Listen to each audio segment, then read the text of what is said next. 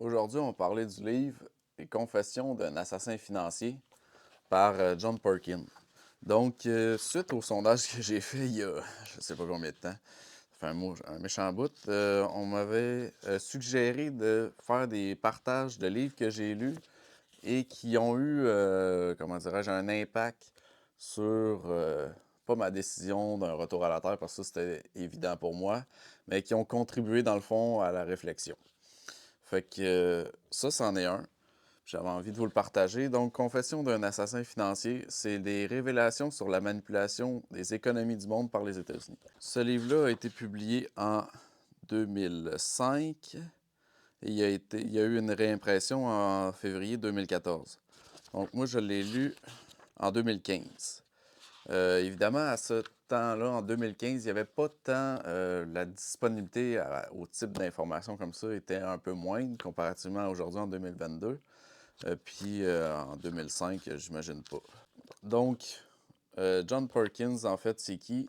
C'est une personne qui était engagée par la NSA pour aller dans des pays à travers le monde afin de leur vendre un projet immense, un projet pharaonique pour susciter de l'endettement envers les États-Unis, envers des entreprises américaines et ainsi les manipuler plus tard politiquement.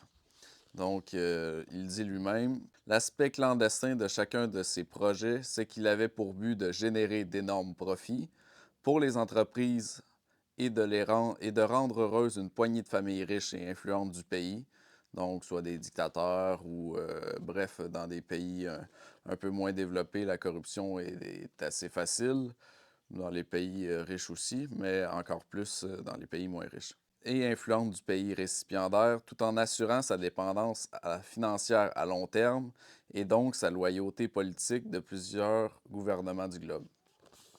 Donc, il va raconter en fait successivement les pays, les dirigeants qu'il a rencontrés, qu'il a vendu des projets et on comprend mieux ensuite la dépendance de ces pays-là envers les États-Unis, puisque c'est un peu comme ce que fait la Chine en ce moment en Afrique.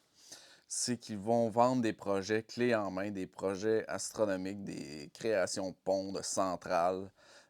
Puis tout ça n'est pas nécessairement rentable pour le pays. Puis c'est pas nécessairement un besoin. Évidemment, on graisse la patte des gens. Puis ce que ça fait en sorte, c'est que ce pays-là est redevable.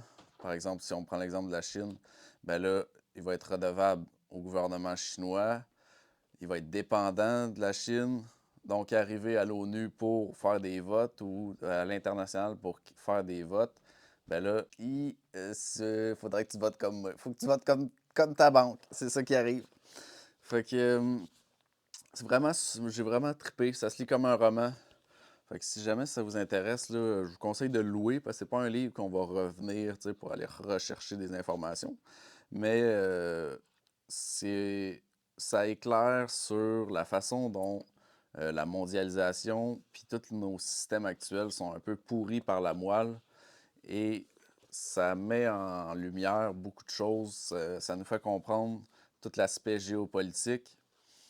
Puis ça fait en sorte que, bien évidemment, on peut être pessimiste par rapport à ça, mais ça fait encore plus de sens d'essayer de manger local, de faire ces choses localement, de se déconnecter un peu d'une certaine forme de mondialisation, puis du consumérisme qu'on retrouve là-dedans.